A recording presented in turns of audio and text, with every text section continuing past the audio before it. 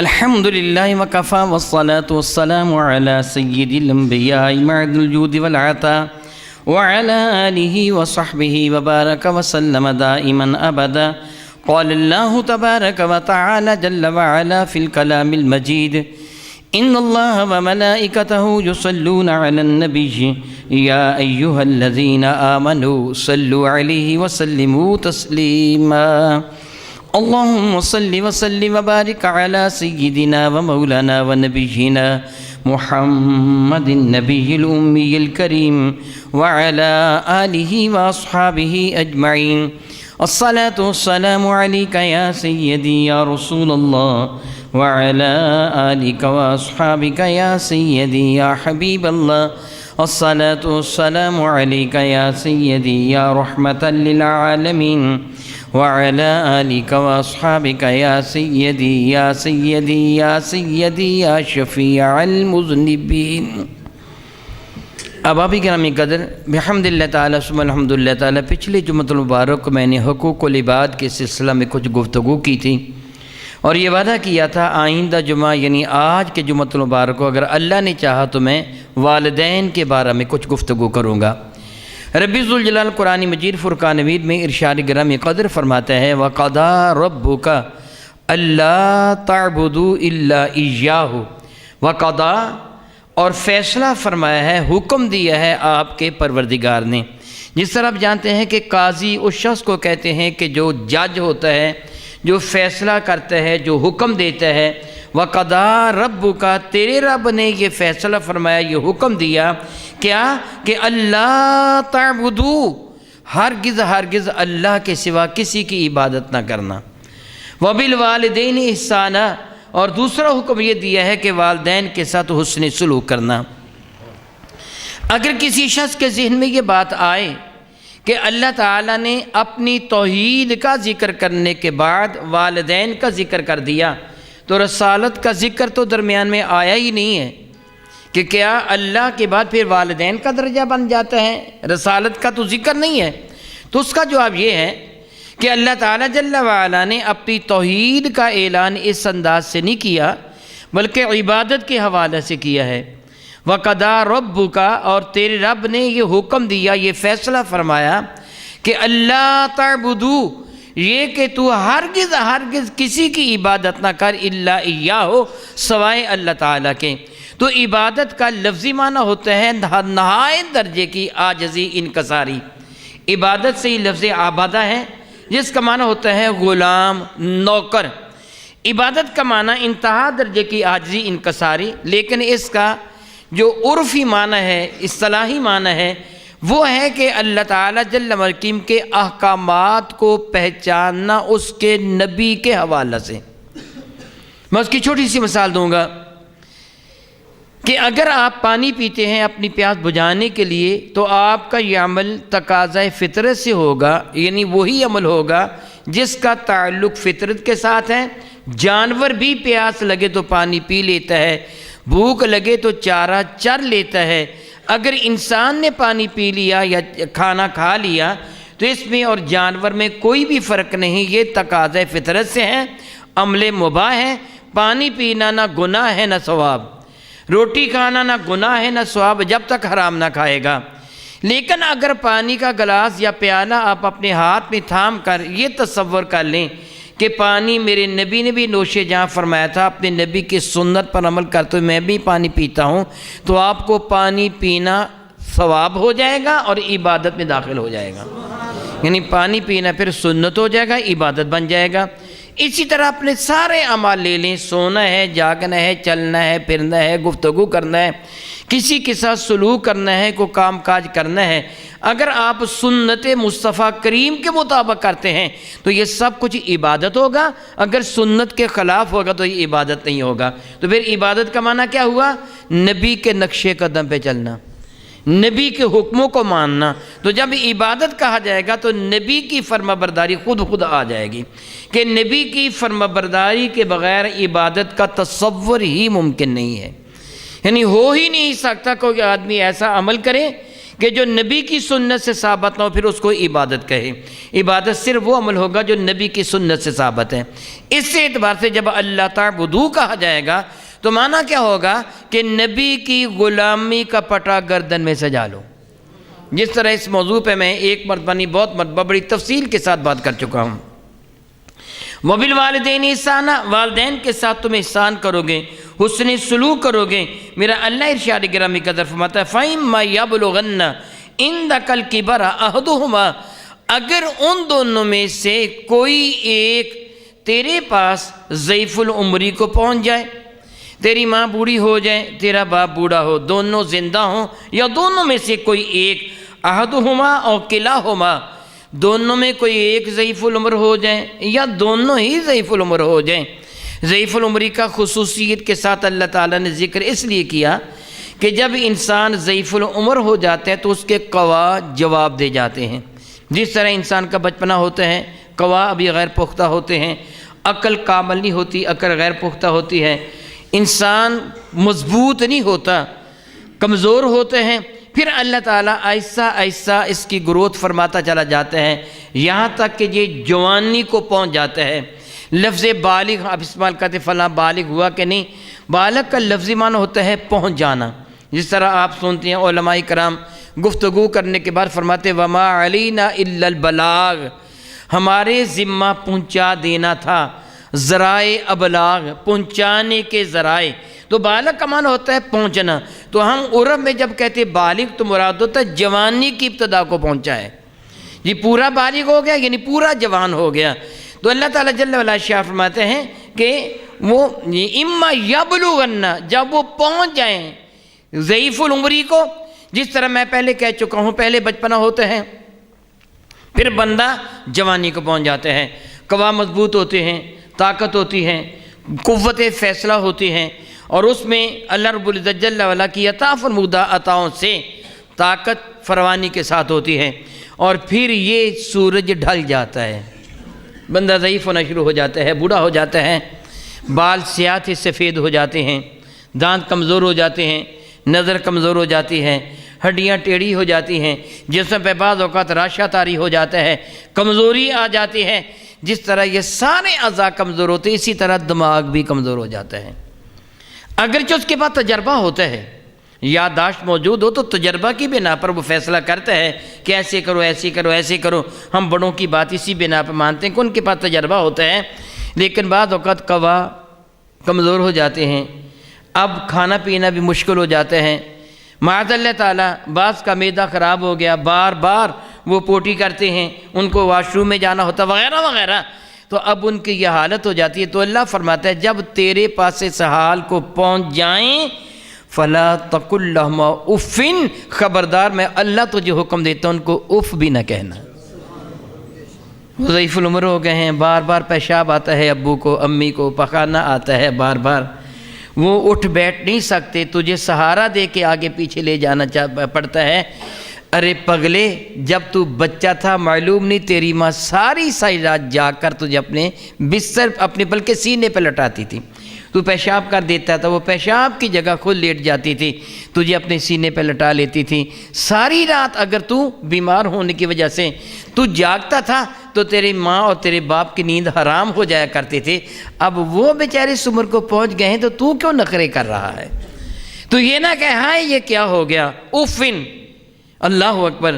علماء فرماتا اگر اف سے کوئی معمولی کلمہ ہوتا تو اللہ تعالیٰ یہاں اس کا بھی ذکر فرما دیتا، اپنے ماں باپ کو اف نہ کہے۔ اللہ تعالیٰ فرماتا ہے میں رب تجھے حکم دیتا ہوں فلا تقل لہما اف ولا تنہرہما، اللہ یعوذ باللہ تعالیٰ ان کو تو جھڑکنا نہیں ہے، ان کے سامنے سختی کی گفتگو نہیں کرنی، ان کا دل توڑنا نہیں ہے۔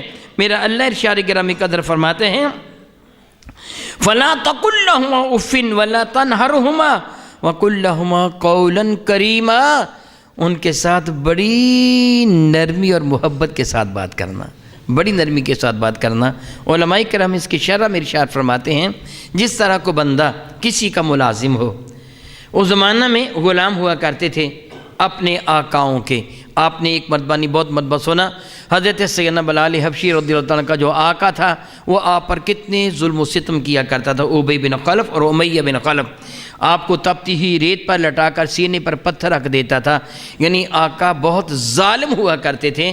علماء فرماتے ہیں جس طرح ظالم آقا کے سامنے غلام دب کر بات کرتا ہے، ایسا ایسا بات کرتا ہے، کانپتا ہوا بات کرتا ہے، کہیں میرا آقا غصہ میں آ کر مجھے کو سزا نہ دے دیں۔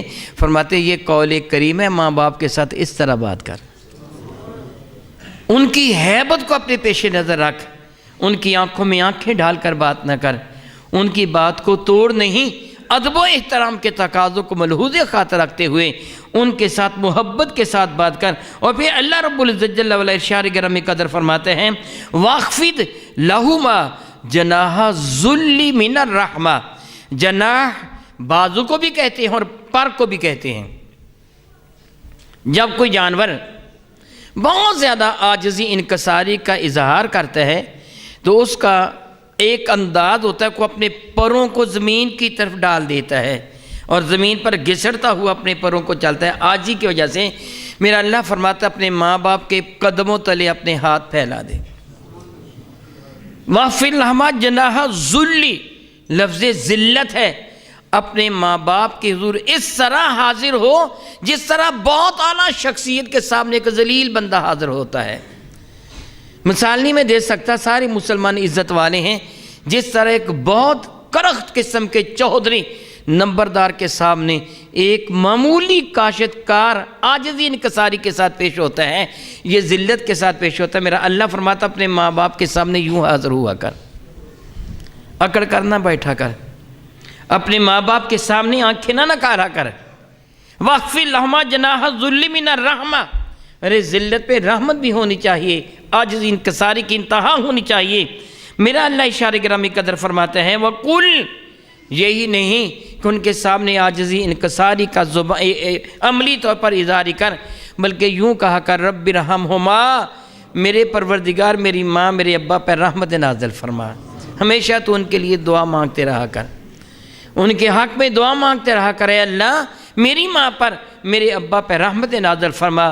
کما ربیانی صغیرہ، مولا جس طرح تکلیفیں اٹھا کر بچپنے میں انہوں نے مجھے پالا ہے، مولا تعالیٰ بھی ان کو ان کا صلہ عطا فرما۔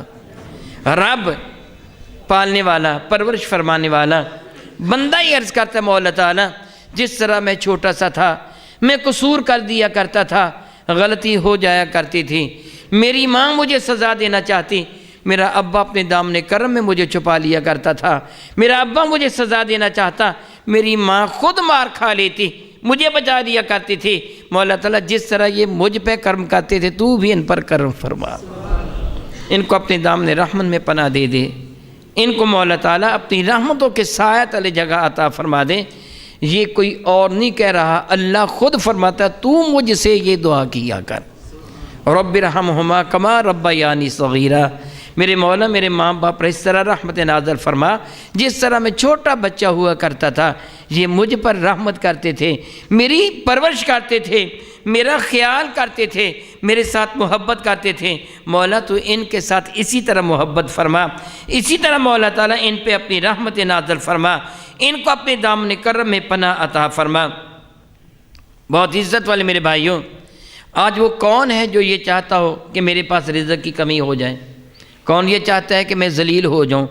کون چاہتا ہے میں بہت جلد مر جاؤں؟ ہر بندہ چاہتا ہے کہ اللہ تعالیٰ مجھے وسیع پیمانے پر رزق حلال عطا فرما دے۔ ہر بندہ چاہتا ہے کہ عزت و عظمت کا تاج میرے سر پر سج جائے۔ ہر کوئی چاہتا ہے کہ میری عمر میں برکت آ جائے۔ میرے بھائی اس کے لیے آپ وظیفے پوچھنے کے لیے جاتے ہیں کہ پیر جی، شاہ جی، فلاں صاحب، حضرت صاحب مجھے کو وظیفہ بتا دو، میرے رزق میں اضافہ ہو جائے، میرا کاروبار چمک اٹھے، اللہ تعالیٰ مجھے ذلت سے بچا لیں، اللہ تعالیٰ میری عمر میں برکت دے دیں۔ میرے بھائیو یہ وہ وظیفہ ہے جو میرے نبی نے بتایا ہے۔ میرا بتایا ہوا وظیفہ غلط ہو سکتا ہے، کسی عالم دین کا، کسی پیر صاحب کا بتایا ہوا وظیفہ غلط ہو سکتا ہے، مجھ کو میرے اللہ کی عزت کی قسم جو میرے نبی نے بتایا وہ غلط نہیں ہو سکتا، وہ حقیقت ہے۔ پھر اگر آپ یہ چاہتے ہیں کہ ایسے ہو جائے کہ میری عزت بھی بڑھ جائے، میرا رزق بھی بڑھ جائے، میری عمر میں بھی برکتیں نازل ہو جائیں، تو میرے نبی نے ایک طریقہ کار بتایا ہے۔ حضرت سیدنا عبداللہ ابن عمر رضی اللہ تعالیٰ مروی ہے، الفاظ حدیث ہیں، وَعَنْ عَبْدِ اللَّهِ ابن عمر رضی اللہ تعالیٰ عنہما قال سمعت رسول اللہ صلی اللہ تعالیٰ علیہ وسلم، عبداللہ ابن عمر رضی اللہ تعالیٰ فرماتے ہیں خود میں نے اپنے کانوں سے اپنی کریم آقا تاجدار بجم شفیع معظم رحمت عالم سے سنا، یقول حضور فرماتے تھے من احب ان یصل اباہ فی میرے نبی علیہ السلام نے اشارے گرامی قدر فرمایا، انس رضی اللہ تعالیٰ فرماتے ہیں من احب ان یمد لہ فی عمرہ، میرے نبی نے فرمایا جو بندہ یہ چاہتا ہے کہ اس کی عمر زیادہ ہو جائے، ان یزداد لہ فی رزقہ، اس کے رزق میں بھی اضافہ ہو جائیں، جو یہ چاہتا ہے کہ اس کی عزت میں بھی اضافہ ہو جائیں، فَلْيُبَرِّ وَالِدَيْهِ، میرے نبی فرماتے اپنے والدین سے حسن سلوک کرے، عزت بھی بڑھ جائے گی، عمر بھی بڑھ جائے گی، رزق بھی بڑھ جائے گا، ہر چیز میں اضافہ ہو جائے گا، سب کچھ ہی بڑھ جائے گا۔ اگر تم یہ چاہتے ہو کہ تمہارے ساتھ اللہ تعالیٰ جل وعلا کی رحمتیں شامل حال رہیں، اللہ تعالیٰ جل وعلا کی رحمت ہمیشہ تم پہ نازل ہوتی رہے، تو اپنے والدین کی فرما برداری کرنا ہے۔ لیکن جو میں پہلے ایک بات عرض کر چکا ہوں، اور اللہ کا ارشاد گرامی کہ میرے اللہ نے کیا فرمایا، اللہ تعبدوا الا ایاہ، خبردار عبادت سے روگردانی نہ کرنا۔ بعض بے وقوف قسم کے لوگ جو اللہ تعالیٰ جل اور اس کے رسول کی رضا کے جویاں نہیں ہوتے، وہ ایک جملہ ادا کرتے ہیں، بلکہ وہ شعر ہے، پیدا کیا انسان کو درد دل کے واسطے، ورنہ عبادت کے لیے کچھ کم نہ تھے کر رو بیاں، کہ ویلفیئر کا کام کرتے رہو جی، لوگوں کے ساتھ حسن سلوک کرتے رہو جی، نماز روزے کی کوئی ضرورت نہیں ہے۔ یہ فعل، یہ گفتگو حرام ہے اور کفر کی حد تک حرام ہے۔ اللہ تعالیٰ کے نبی نے فرمایا من ترک الصلاۃ متعمدا فقد کفر، جس سے جان بوجھ کر نماز کو ترک کیا اس نے کفر کیا ہے۔ اللہ تعالیٰ قرآن کریم میں فرماتا اقیموا الصلاۃ ولا تکونوا من المشرکین، اللہ تعالیٰ جل وعلا فرماتا ہے کہ پابندی سے نماز پڑھتا رہے، مشرکوں میں سے نہ بن، گویا جو نماز نہ پڑھے گا وہ مشرکوں کے ساتھ اس کا حشر ہوگا، لیعوذ باللہ تعالیٰ۔ نماز بھی پڑھے گا اور صلہ رحمی بھی کرے گا۔ اللہ نے پہلے اپنی عبادت کا ذکر کیا، اللہ تعبدوا الا ایاہ، خبردار اللہ کے سوا کسی کی بات نہ کرنا، وبالوالدین احسانا، والدین کے ساتھ احسان کرنا۔ اللہ کی عبادت کو ترک کر کے اگر تو احسان کرتا ہے تو اللہ کی نافرمانی کرتا ہے۔ نمازیں پڑھتے رہتے ہیں، روزے رکھتے رہتے ہیں، حج کرتے ہیں، زکاتیں دیتے ہیں، لیکن والدین سے اس نے سلوک نہیں کرتا، پھر بھی اپنے رب کی نافرمانی کرتا ہے۔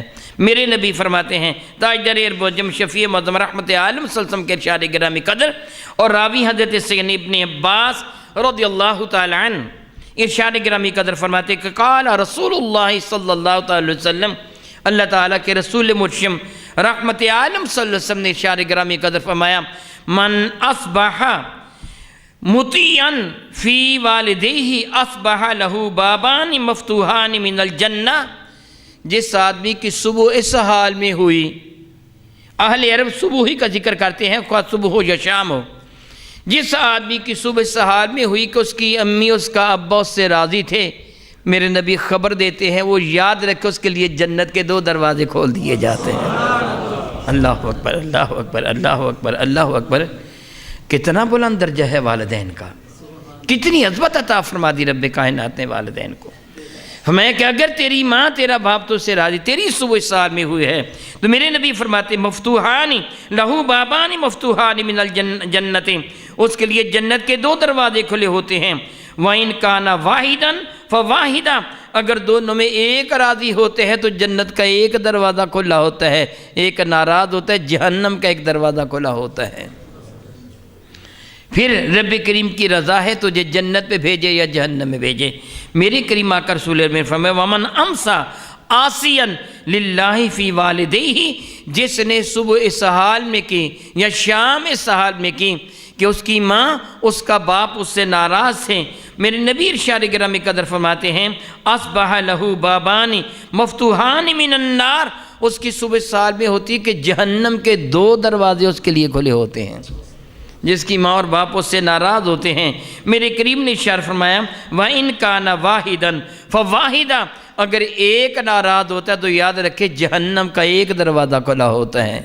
میرے نبی ارشاد فرما رہے تھے بارگاہ رسالت مآب میں صحابہ حاضر ہیں، ایک نے عرض کیا یا رسول اللہ علیہ السلام، جس طرح حدیث مبارکہ ہے، قال الرجل، ایک آدمی نے عرض کیا، ان ظلماہ، یا رسول اللہ اگر ماں باپ ظلم کریں تو پھر؟ ان ظلما تثنیہ کا صیغہ ہو، یہ خطاب ضمیر ہے اس متکلم کی، اگر وہ اس پہ ظلم کریں، یعنی جو پوچھنے والا تھا کہ اگر ماں باپ اپنی اولاد پر، اپنے بیٹے پر ظلم کرے پھر اسے گھر سے نکال دیں، اس کی جائیداد پہ قبضہ کر لیں، اسے مارے پیٹیں، اس کی ہڈیاں توڑ دیں، اس کو معاذ اللہ تعالیٰ سزا دیں، اس کے خلاف کو قدم اٹھا لیں، ظلم کریں اگر ماں باپ، تو یا رسول اللہ پھر بھی ان کے حق میں دعا ہی مانگتا رہے، پھر بھی ان سے نرمی کا سلوک کرے، پھر بھی وہ ناراض ہوگا تو جہنم کے دروازے کھلے ہوں گے۔ اس شخص نے ایک مرتبہ کیا تھا تو قال رسول اللہ صلی اللہ علیہ وسلم، حضور نے فرمایا ان ظلماہ ان ظلماہ ان ظلماہ، اور اگرچہ ظلم کریں، اور اگرچہ وَإِن ظلماہ وَإِن ظلماہ وَإِن ظلماہ، 3 مرتبہ فرمایا اگرچہ وہ ظلم کریں، اگرچہ وہ ظلم کریں، اگرچہ وہ ظلم کریں، میں اللہ کا نبی تجھے ان کی نافرمانی کی اجازت نہیں دیتا۔ میرے بھائی آج حالت کیا ہے؟ سیدنا فاروق اعظم رضی اللہ تعالیٰ میرے نبی کے دربار میں حاضر ہوئے تھے اور عرض کیا تھا یا رسول اللہ میرا بیٹا میرا کہنا نہیں مانتا ہے عبداللہ۔ ایک روایت میں عبداللہ خود حاضر ہوئے تھے، عرض کیا تھا یا رسول اللہ میرے ابا جی مجبور کرتے ہیں مجھے، فرمائیے میں کیا کروں؟ اور انہوں نے عرض کیا تھا یا رسول اللہ میرے ابا جی کہتے ہیں اپنی بیوی کو طلاق دے دیں۔ یاد رکھیے میرے اور آپ کیا رسول عربی کا ارشاد گرامی قدر ہے کہ اللہ تعالیٰ نے جن چیزوں کو حلال قرار دیا ہے ان چیزوں میں بدترین شے جو اللہ کو ناپسند ہے، چیز حلال ہے مگر اللہ کو ناپسند ہے، وہ طلاق ہے۔ یعنی ساری وہ چیزیں جن کو اللہ نے طلاق دینا جائز ہے نا، حلال ہے، لیکن ان حلال مباح چیزوں میں جو اللہ کو سب سے زیادہ ناپسند ہے وہ طلاق ہے۔ میرے نبی ارشاد فرماتے ہیں شیطان پانی پر اپنا تخت بچھاتا ہے، اپنے چیلی چانٹوں کو بلاتا ہے اور بلا کے کہتا ہے بتاؤ تم نے کیا کیا کام کیے، پوچھتا ہے ان کو ان کی کارکردگی کے متعلق۔ ایک کہتا ہے میں نے یہ کیا، ایک کہتا ہے میں نے یہ کیا، گناہوں کا ذکر کرتا ہے۔ شیطان کہتا ہے تو نے کچھ بھی نہیں کیا، ابھی اور گناہ کروا انسانوں سے تاکہ ان کو جہنم میں ڈالا جائے۔ تو ان میں سے ایک شیطان کہتا ہے اے استاد میں نے میاں بیوی کے درمیان لڑائی کروائی، اتنی لڑائی کروائی کہ ان میں طلاق ہو گئی۔ شیطان خوشی سے اچھلتا ہے، اسے اپنے سینے سے لگا کہتا ہے شاباش میرے بیٹے تو نے بڑا کمال کر دیا۔ میرے نبی فرماتے بدترین عمل جو حلال ہے وہ طلاق دینا ہے۔ اللہ تعالیٰ قرآن مجید فرقان میں پہلے پارہ میں ارشاد فرماتا ہے وما کفر سلیمان ولکن الشیاطین کفروا، یہودیوں کا خیال تھا حضرت سیدنا سلیمان علیہ السلام نے جادو لوگوں کو سکھایا ہے کہ جنات ان کے قبضہ میں تھے۔ اللہ تعالیٰ ان کی تردید فرماتا ہے وما کفر سلیمان، سلیمان نے کفر نہیں کیا، ولکن الشیاطین کفروا، کفر تو شیطانوں نے کیا ہے، شیطان کافر ہیں کہ یعلمون الناس السحر، جنہوں نے لوگوں کو جادو سکھایا، جادو کا کرنے والا کافر۔ اللہ نے ارشاد فرمایا اور وہ جادوگر کیا کرتے تھے؟ جادو سیکھ کر اللہ فرماتا یفرقون بین المرء و زوجہ، میاں بیوی کے درمیان لڑائی ڈلوا دیتے تھے، جادو کے ذریعے میاں بیوی کے درمیان لڑائی کروا دیتے تھے۔ پتہ چلا کہ جو میاں بیوی میں لڑائی کرواتا ہے وہ کافر اور شیطان ہے۔ جو باپ بیٹے، میرے نبی کا ارشاد جہنمی ہے وہ شخص جو باپ اور بیٹے میں لڑائی کرواتا ہے، جہنمی ہے وہ شخص جو آقا اور غلام میں لڑائی کرواتا ہے، جہنمی ہے وہ شخص جو میاں بیوی میں لڑائی کرواتا ہے۔ جو ان میں صلح کرواتا ہے وہ جنتی ہے، وہ اللہ کا ولی ہے۔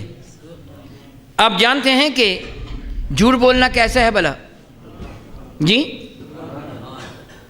اللہ تعالیٰ کی طرف سے اسے کیا ملتا جھوٹ بولنے والے کو؟ جھوٹے پر اللہ کی بہت بڑا گناہ ہے، جھوٹ بولنا بہت بڑا گناہ ہے، مگر میرے نبی نے فرمایا میاں بیوی میں صلح کروانے کے لیے تجھے جھوٹ بولنا پڑے تجھے معافی اللہ دے دے گا۔ کتنی بڑی بات ہے، کتنی بڑی بات ہے کہ دو مسلمانوں میں تو میاں بیوی میں صلح کروانا چاہتا ہے تو اتنی بڑی نیکی ہے کہ اس کے صدقہ سے جھوٹ جیسا گناہ بھی معاف ہو جائے گا۔ میاں بیوی میں لڑائی کروانا گناہ، طلاق دلوانا گناہ، لیکن عبداللہ ابن عمر نے عرض کیا یا رسول اللہ میرے ابا جی کہتے اپنی بیوی کو طلاق دے دے، تو کیا یہ عمل میں کر لوں؟ مجھے بتا دے میری بیوی کا قصور کیا ہے، وہ میری بڑی فرما بردار ہے۔ میرے ابا جی کی بڑی تابع فرمان ہے، گھر کا کام کاج کرتی ہے، میرے بچوں کی حفاظت کرتی ہے، یا رسول اللہ میرے ساتھ محبت کرتی ہے، میرے دل میں اس کے لیے پیار ہے۔ میرے ابا جی کہتے طلاق دے رہے ہیں، اس کا نقص بتا دیں۔ تو میرے قریب نے فرمایا اس سے بڑھ کر نقص اور کیا ہوگا کہ تیرے ابا کو پسند نہیں ہے، دے دے طلاق۔ میرے نبی نے حکم دے دیا۔ وہ جدا بات ہے کہ فاروق اعظم رضی اللہ تعالیٰ عنہ کو اس کے نقص کا علم تھا، وہ جانتے تھے، لیکن وہ بتانا نہیں چاہتے تھے تاکہ اس لڑکی کی عزت محفوظ رہے۔ اور جانتے تھے اس کے اندر نقص کیا ہے، اپنے بیٹے کو بھی نہیں بتانا چاہتے تھے کہ یہ غصہ میں نہ آ جائے اس نقص کی وجہ سے، اور اس بیچاری کی عزت بھی برباد نہ ہو جائے۔ لیکن وہ جو کہتے ہیں نا کہ آنکھوں سے دیکھ کر مکھی نہیں کھائی جاتی، جانتے تھے اس میں یہ نقص ہے۔ اس فرمایا بیٹے اس کو چھوڑ دیں۔ میرے نبی نے نہیں کہا کہ عبداللہ عمر اس کو بتا دے نقص کیا ہے، فرمایا نہیں، بس اتنا ہی کافی ہے، جو تیرے ابا نے کہہ دیا وہ کر گزر، وہ کر دے۔ اور آج ہماری حالت کیا ہے؟ اللہ یعوذ باللہ تعالیٰ ثم اللہ یعوذ باللہ تعالیٰ، کسی دوست لڑکی کی خاطر کہ میں نے شادی اس کے ساتھ کروانی ہے، ماں کو بھی چھوڑ دیتے ہو، ابا کو بھی چھوڑ دیتے ہو۔ یاد رکھیے، میں ایک مختصر سی حدیث بار کا سنا کے اپنی گفتگو کو مکمل کرتا ہوں، وقت ہو گیا۔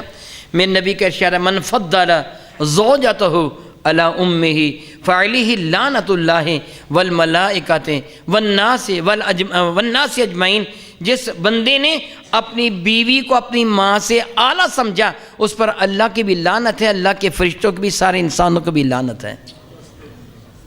ذرا سوچئے آج ہماری حالت کیا ہے؟ ہم ماں باپ کو حقیر جانتے ہیں، اپنے بیوی بچوں کو اعلیٰ جانتے ہیں۔ یہی وہ بچے جن کی آج تو اتنی زیادہ طرفداری کرتا ہے، کل تیرا ابا بھی تیری اسی طرح حفاظت کیا کرتا تھا۔ آج کہتا ہے میرے ابا نے بیٹے کو مارا جی، تو کل تیرا ابا بھی تیری اسی طرح حفاظت، تیرے ساتھ پیار کیا کرتا تھا۔ افسوس، صد افسوس کہ ہم نہیں جانتے یہ دولت کتنی بڑی دولت ہے۔ یاد رکھیے، اگر والدین دنیا سے چلے جائیں، وہ بندہ چاہتا ہے کہ میرے والدین تو موجود نہیں ہیں، وہ دنیا سے چلے گئے ہیں، میرے نبی فرماتے کہ اس کے بھائیوں سے بہنوں سے حسن سلوک کر، اللہ تعالیٰ تجھے والد کے ساتھ حسن سلوک کا اجر عطا فرما دے گا۔ اور اگر خدا نخواستہ تیری ماں تیرا باپ تو اس سے ناراض تھے، یا تو ان کی خدمت کرنا چاہتا ہے، تو ان کے لیے دعائے مغفرت کر، احصال ثواب کر، اللہ تعالیٰ تیرے درجے بلند کر دے گا، ان کو تو سے راضی کر دے گا۔ بلکہ حدیث بارکہ کا مفہوم ہے کہ جو بندہ جمعے کے دن اپنے ماں باپ کی قبر کی زیارت کرے، اس کے صدقہ سے اللہ اس کے سارے گناہوں کو معاف فرما دیتا ہے۔ کتنا بلند درجہ ہے والدین کا، کتنی عظمت عطا فرمائے رب کائنات نے۔ اس دولت کو ضائع نہ کیجیے، اگر اللہ نے عطا فرمائی ہے تو اس کی قدر کیجیے، اگر دنیا سے چلے گئے ہیں تو ان کے لیے سال ثواب کا اہتمام کرتے رہیے۔ میں دعا کرتا ہوں رب کائنات میرے کریم آقا رسول نبی کے صدقہ سے مجھے بھی اور آپ کو بھی ان اعمال کی توفیق عطا فرمائے جن سے اللہ راضی ہے اور اللہ کا نبی۔ آمین ثم آمین، وآخر دعوانا ان الحمد للہ رب العالمین۔